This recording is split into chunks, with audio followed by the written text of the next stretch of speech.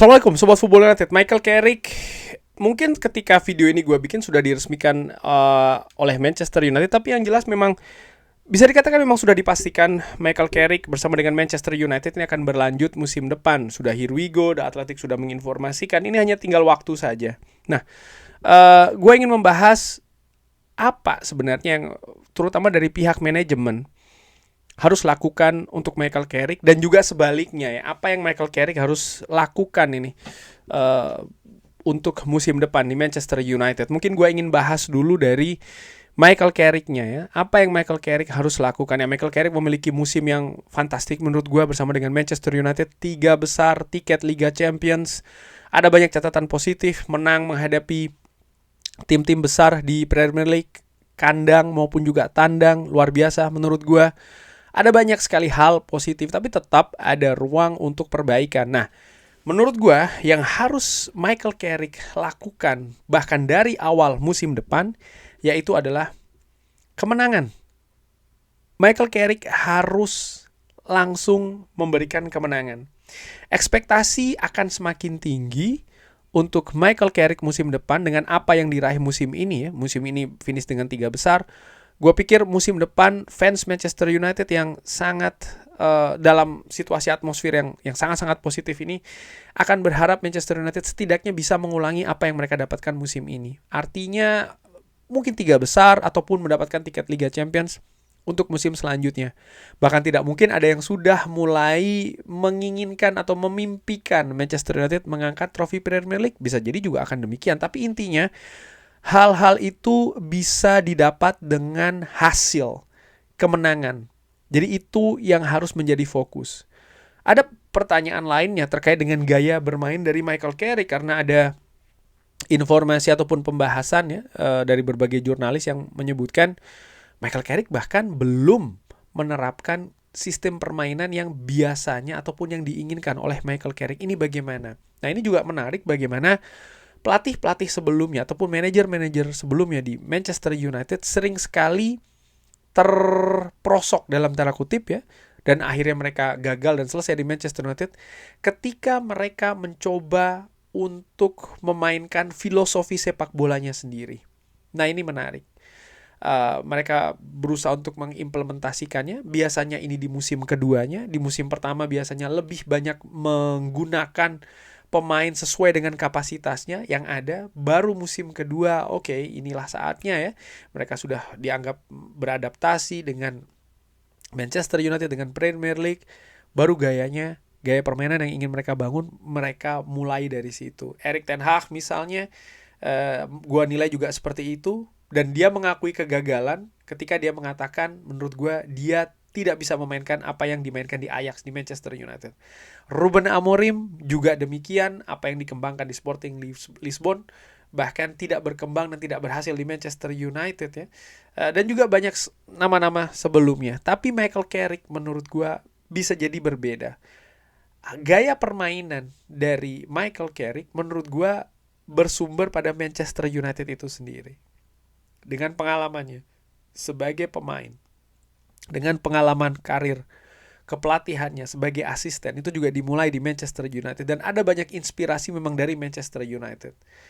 Artinya gua berasumsi, dan bahkan mungkin gua percaya, gua bisa jadi salah, tapi itu yang gua asumsikan bahwa, atau perkirakan ya, memang implementasi permainan dari Michael Carrick ataupun ya gaya sistem permainan yang ingin diimplementasikan itu memang berasal dari pengalamannya di Manchester United. Dan saat ini dia bersama Manchester United.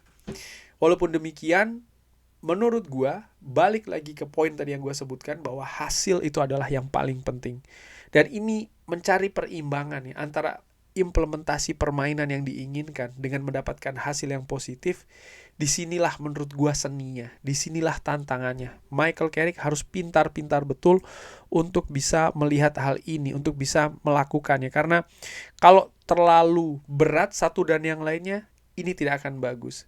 Namun demikian ya, di sisi lain juga kalau melihat dari periode Ole Gunnar Solskjaer sebelumnya, Manchester United mendapatkan kemenangan lalu dianggap gaya permainannya tidak bagus, taktiknya tidak kaya dan lain-lain, padahal hasil bagus. Tapi di sisi lain ketika ada pelatih ataupun manajer yang ingin mengimplementasikan sepak bola yang bagus dan bisa memperagakan sepak bola yang bagus tapi hasilnya tidak didapatkan, bisa jadi misalnya karena kurang beruntung ya, maka tetap saja mendapatkan kritikan. Jadi ini juga merupakan hal yang menurut gue penting untuk diingat-ingat ya, oleh fans Manchester United, sobat Football United. Jadi balik lagi ya ke poin nomor pertama, menurut gue adalah hasil lebih didahulukan ya, dengan perimbangan dengan implementasi permainan yang diinginkan. Lalu Michael Carrick menurut gue juga butuh untuk mempersiapkan keadaan bertanding lebih banyak musim depan.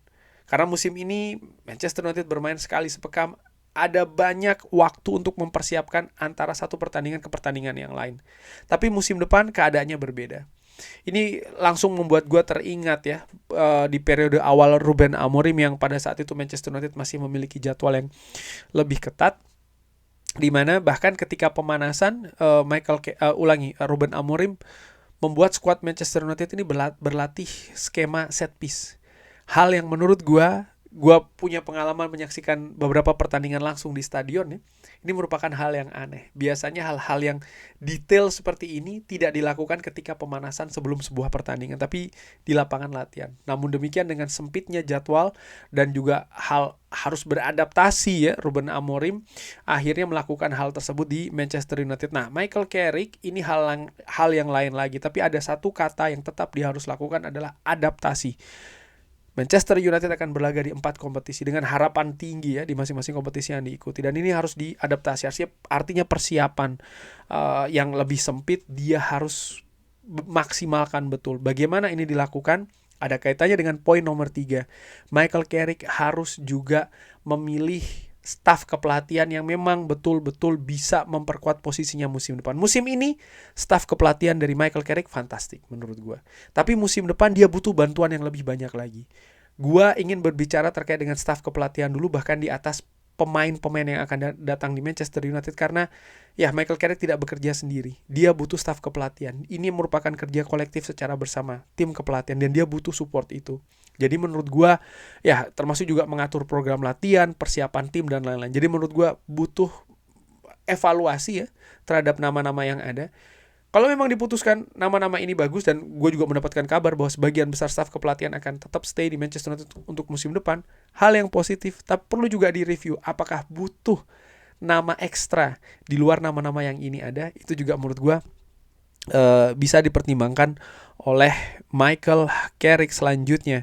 Tadi gue sudah bahas terkait dengan gaya permainan dari Manchester United, ya harus sekali lagi diimplementasikan secara berimbang dengan mendapatkan hasil. Lalu yang tidak kalah pentingnya juga adalah bagaimana mengatur dressing room, karena ini juga merupakan salah satu tugas besar dari head coach Manchester United. Jadi dia harus terus menjaga stabilitas dressing room. Ada beberapa pemain yang akan cabut, ada beberapa pemain yang akan datang ke dressing room Manchester United, tapi bagaimana supaya tetap bisa menguasai secara absolut. Dia harus lakukan itu. Dan ini terkait dengan di atas lapangan dan juga di luar lapangan. Penting. Dia punya pengalaman bersama dengan Sir Alex Ferguson, Michael Carrick, dan dia tahu bagaimana Sir Alex Ferguson juga sangat detail terkait dengan hal-hal yang di luar lapangan. Dan ini ada kaitannya nantinya, kehidupan pribadi dan lain-lain. Michael Carrick menurut gue dengan bantuan manajemen tentu saja harus terus melanjutkan hal luar biasa yang dilakukan di dressing room Manchester United, karena ada banyak sumber, misalnya Fabrizio Romano yang mengatakan komunikasi, hubungan antara staf kepelatihan Manchester United dengan para pemain ini excellent, dan ini harus dilanjutkan musim depan. Itu terkait dengan Michael Carrick. Bagaimana dengan manajemen Manchester United? Juga punya peran yang besar. Satu kata, support. Manajemen Manchester United harus lebih support ke Michael Carrick. Ole Gunnar Solskjaer yang profilnya kurang lebih hampir sama dengan Michael Carrick, artinya seorang legenda, menjadi manajer ataupun pelatih dari Manchester United. Ada banyak pelajaran di sana. Kenapa bisa gagal? Dan apa sebenarnya kegagalan itu? Dimana menurut gue ada support yang kurang, ada protection ataupun perlindungan yang kurang, ada kesabaran juga yang kurang dari manajemen Manchester United. Tentu saja manajemen di era sebelumnya. Manajemen di era ini menurut gue harus lebih suportif ke Michael Carrick. Ada satu hal yang penting juga yang harus diingat oleh manajemen Manchester United. Mereka tidak bisa lagi melakukan kesalahan. Sudah terlalu banyak menurut gue kontroversi-kontroversi yang mereka ambil terkait dengan keputusan yang ada kaitannya dengan manajer Manchester United. Kita tahu kontroversi menunjuk Erik ten Hag setelah mereka melakukan proses untuk mencari pengganti dari Erik ten Hag. Lalu bagaimana keputusan Ruben Amorim, hal yang sebenarnya sangat buat ragu gua ya, karena nampaknya mereka sudah melakukan proses dengan benar, mereka melakukan penunjukan, tapi bagaimana selesainya Ruben Amorim membuat pertanyaan lagi, apakah mereka sudah melakukan proses perekrutan dengan benar sehingga kok bisa ada kejadian seperti berakhirnya Ruben Amorim di Manchester United. Belum lagi dengan Dan Ashworth misalnya ya, proses yang mereka lakukan, lalu bagaimana selesainya Dan Ashworth juga. Hal-hal seperti itu, ada banyak keputusan yang kontroversi di periode sebelumnya dengan manajemen Manchester United dan dengan Michael Carrick mereka tidak bisa lagi melakukannya. Kenapa? Ada satu hal, kompensasi. Menurut gue terlalu banyak sekali dengan situasi kesulitan keuangan Manchester United, artinya yang belum leluasa banget, belum oke banget ya, tapi dengan terlalu banyak membayar kompensasi pemecatan ini tidak bagus. Keuangan finansial merupakan salah satu unsur penting dari operasional klub. Belum lagi proses untuk membawa klub ini lebih naik lagi. Mengganti pelatih akan membawa kemunduran 1-2 langkah. Bisa jadi akan lebih ke depan lagi, tapi paling tidak waktu itu juga ada yang mereka harus gunakan ya ketika mereka membuat misalnya keputusan untuk mengganti pelatih. Dan itu gue tidak inginkan. Artinya apa? Support. Mereka harus banyak belajar dari periode sebelumnya, terutama dengan Ole Gunnar Solskjaer. Ada contoh yang jelas, ada menurut gue hal yang bisa mereka ambil betul-betul, dan menurut gue adalah support. Mereka harus all out mendukung Michael Carrick. Bukan berarti menyetujui apapun yang Michael Carrick inginkan, tapi mereka juga harus tahu lebih dalam, lebih detail tentang situasi-situasi. Misalnya nantinya Michael Carrick mengalami kesulitan, bukan dengan melakukan pemecatan sebagai solusi utamanya atau solusi pertamanya, tapi melakukan evaluasi. Mungkin ada hal support yang kurang yang mereka berikan kepada Michael Carrick. Dan begitu pun juga sebaliknya. Jadi menurut gue ini penting untuk musim depan bersama dengan Michael Carrick untuk Manchester United. Bagaimana menurut Sobat Football United? Seperti biasa silakan drop di kolom komen. Terima kasih sudah menyaksikan. Jangan lupa like, sholat, dan juga subscribe. Wassalamualaikum warahmatullahi wabarakatuh. Thank you.